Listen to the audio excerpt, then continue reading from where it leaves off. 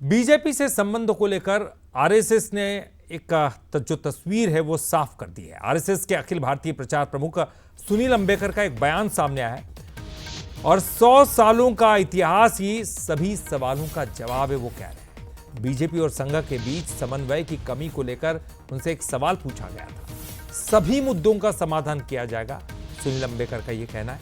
यह एक पारिवारिक मामला है, इसे सुलझा लिया जाएगा। RSS means Rashtra Sarvopari, nation first. That was the approach, and every Sansevak believed that our Rashtra is Sanatan, that is, it is eternal. It's from eternal, and in future it has a potential to come up and to rise. And the rest of the things are functional. So all organizations till the point, now we are completing 100 years. So till the point, all RSS inspired organizations and all Swayamsevaks, they believe.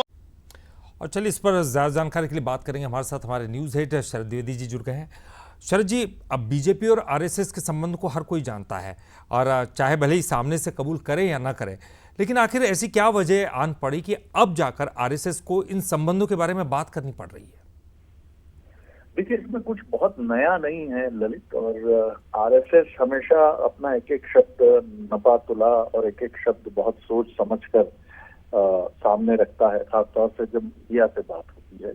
और यहाँ भी सुनील अंबेकर साहब ने जो बात कही है संघ की तरफ से, वो बहुत नपी तुली है। उनसे पूछा यह गया था कि क्या संघ और बीजेपी में कुछ मुद्दों को लेकर मत भिन्नता है, यानी अलग अलग राय है, और क्या वो मुद्दे सुलझाए जाएंगे।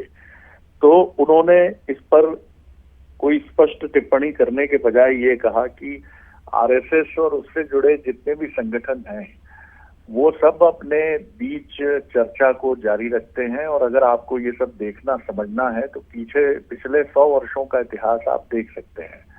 यानी 1980 के पहले जनसंघ और राष्ट्रीय स्वयंसेवक संघ, और 1980 के बाद भारतीय जनता पार्टी और राष्ट्रीय स्वयंसेवक संघ के बीच में जो संबंध है, उसमें कई बार ऐसी स्थितियां बनी हैं कि दोनों पक्षों की राय कुछ मुद्दों को लेकर अलग अलग रही।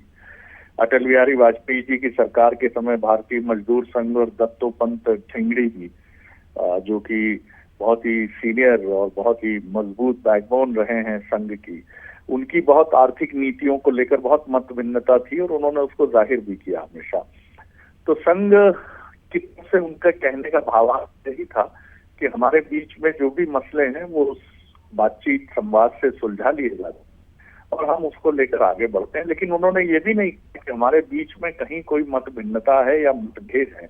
बहुत ही ट्रिकी और बहुत ही समझदारी भरे स्वर में उन्होंने संकेत भी कर दिया कि जो भी मसले हैं, आप 100 सालों का इतिहास देखें तो हम उनको बहुत आसानी से हल कर लेते हैं। जी बिल्कुल बिल्कुल आपने सही कहा, और ये सबने 100 सालों तक देखा भी, और वाकई चतुराई भरी भाषा में उन्होंने सब कुछ स्पष्ट कर दिया। बहुत बहुत शुक्रिया शरद जी आपका इस जानकारी और बातचीत के लिए।